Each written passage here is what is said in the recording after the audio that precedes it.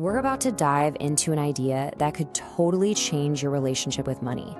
And look, this isn't about boring budgets or complicated spreadsheets.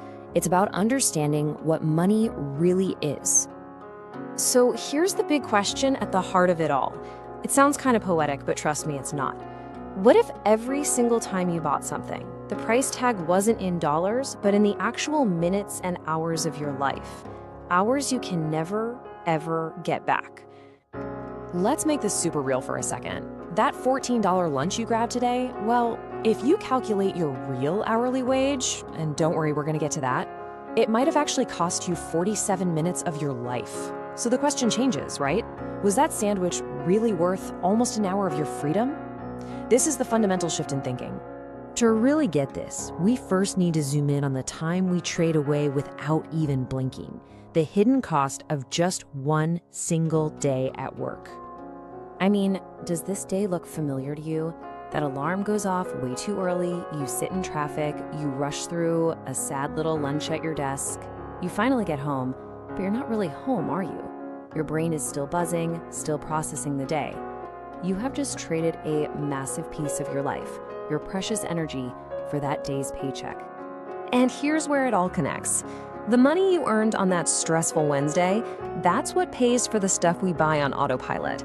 You know, that streaming subscription you forgot you even had, or the takeout you order because you're just too exhausted to cook.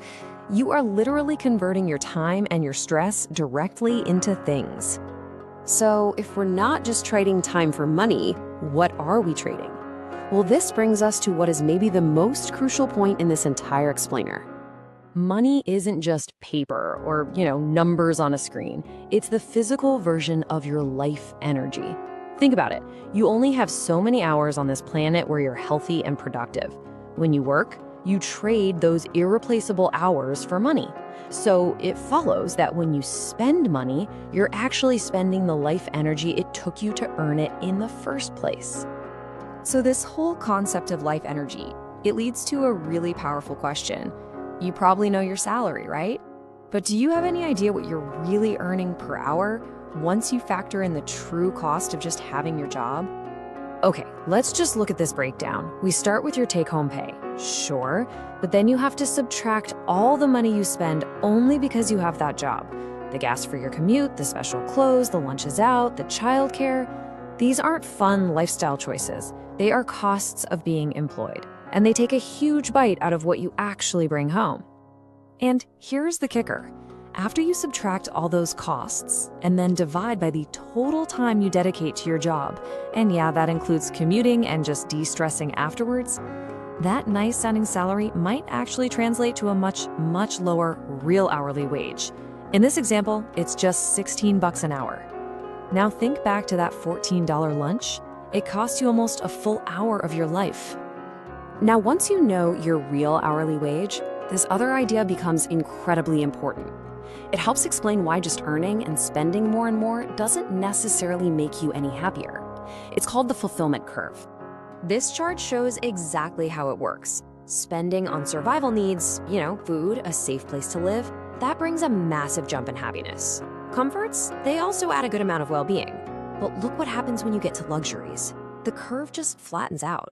Each extra dollar you spend brings you less and less happiness until eventually it can actually start creating more stress. So the huge takeaway here is this. There is a peak on that curve, a point of enough. Once you get past that point, more stuff, the bigger house, the fancier car, it doesn't actually add to your life. It just adds complexity and maintenance and the need to work even more of your precious hours to keep it all going. You're literally treating your life energy for burdens. So what's the solution then? Is it just about cutting back on everything and feeling miserable? Absolutely not. This is where this whole approach is completely different from every traditional budget you've ever tried. It's not about deprivation. It's all about alignment. This is such a critical distinction. Spending less feels like a punishment, right? It's all about willpower, and we all know willpower eventually runs out. But spending in alignment, that's about clarity. It's about consciously choosing to point your life energy only toward things that you genuinely value. It's not restriction, it's freedom. This is the new question you gotta ask yourself before you buy anything.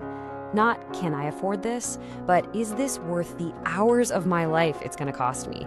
Does this thing actually align with the life I want to live? Or is it just a habit or an impulse or something I feel like I'm supposed to want?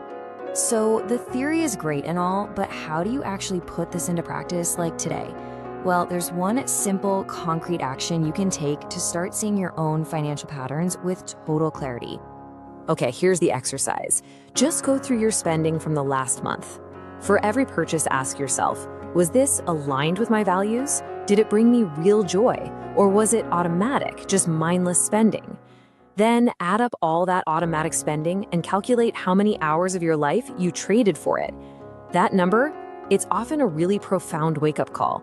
It's the time you already spent on things that didn't really matter to you.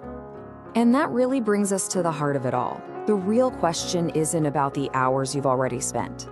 It's about what you choose to do with the hours you have left. Okay,